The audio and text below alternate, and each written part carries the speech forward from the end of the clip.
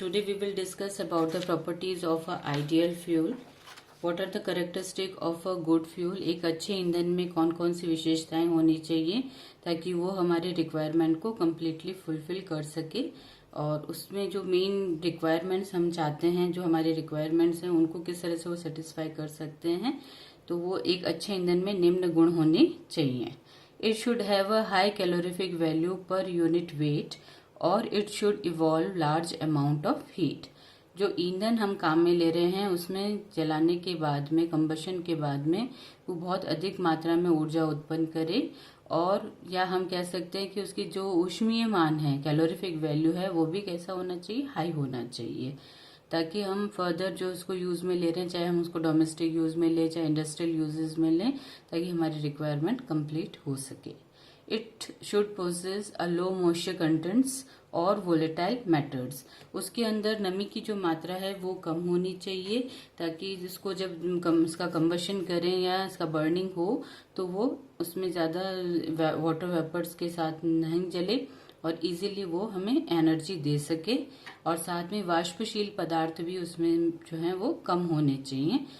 Volatile matters का amount जो है वो कम होना चाहिए।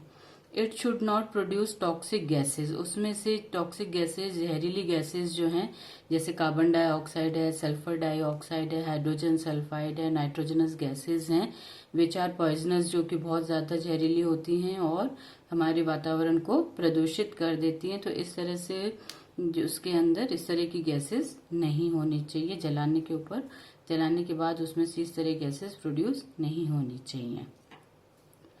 It should have moderate ignition temperature. उसका जो ज्वलन तापक्रम है वो मॉडरेट होना चाहिए, मध्यम होना चाहिए। और इग्नाइट करना, इग्निशन, जब हम ज्वलन ताप जो है वो उसका मॉडरेट होना चाहिए। Combustion should be easily controllable. इसका जो दहन हम कर रहे हैं, कंप्लीट पूर्ण दहन किया जाता है ईंधन का, वो भी कंट्रोलेबल होना चाहिए, ताकि जब हम चाहें तो उसको स्टॉप कर सकें, जब हम चाहें तो उसको स्टार्ट कर सकें। तो that should be easily controllable. It should not leave behind much ash after burning.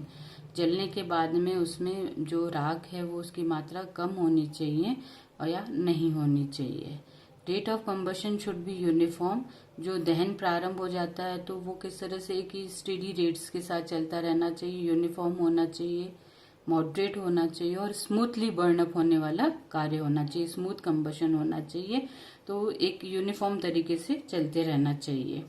Flash point and fire point should be low. इनके जो हमारा पर्पज है कि ईंधन जले और जल्दी से जल के हमें ऊष्मा प्रदान करे, तो इसलिए प्रज्वलन बिंदु और अग्नि बिंदु दोनों कैसे होने चाहिए, कम होने चाहिए, should be low. Size of solid fuel should be uniform and for regular combustion. जो सॉलिड फ्यूल्स हम काम में ले रहे हैं उनका साइज एक यूनिफॉर्म साइज होना चाहिए, कोई बहुत बड़ा कोई बहुत छोटा नहीं होना चाहिए, यूनिफॉर्म साइज में होना चाहिए, ताकि उसका रेगुलर कंबशन या रेगुलर दहन हो सके। Low content of non combustible material should be there. जो अधाह्य पदार्थ होते हैं जिनके जलाने से कोई ऊष्मा उत्पन्न नहीं होती है, उनकी मात्रा भी कम होनी चाहिए। नहीं तो क्या होगा कि वो बहुत बड़ा अमाउंट नजर आएगा पर ऊष्मा उसमें से हमें बहुत कम मिलेगी। This can enhance the cost of storage. एक तो कॉस्ट स्टोरेज की अपनी कॉस्ट बढ़ जाएगी, हैंडलिंग कॉस्ट बढ़ जाएगी, साथ में उसका जो वेस्ट मटेरियल, जैसे ऐश बहुत सारी बच गई तो डिस्पोजल जो करना होगा वेस्ट का, उसमें भी हमें बहुत कॉस्टिंग आएगी। तो इस तरह से नॉन कंबस्टिबल मैटर, अधाह्य पदार्थ, कम होने चाहिए। Should be easily to handle. आसानी से उसको हैंडल किया जा सके और सेफ टू ट्रांसपोर्टेशन उसका बिल्कुल सेफ रहे, कोई प्रॉब्लम क्रिएट नहीं करे और साथ में हम उसको इजीली स्टोर भी कर सके। Should be economically cheaper. ये पैसे के हिसाब से अगर हम देखते हैं, कॉस्टिंग के हिसाब से देखते हैं, तो it should be economically cheaper. सस्ता होना चाहिए एंड इजीली अवेलेबल होना चाहिए। जिस प्लेस पे हम, जैसे लोकल अवेलेबिलिटी होनी चाहिए, तो इजीली वहां से, जैसे बायोगैस प्लांट बना रहे हैं तो रूरल एरियाज में जैसे इजीली वहां पे आपके काऊ डंग वगैरह मिल जाती है, तो अवेलेबिलिटी जो है प्लेस के हिसाब से इजी होनी चाहिए।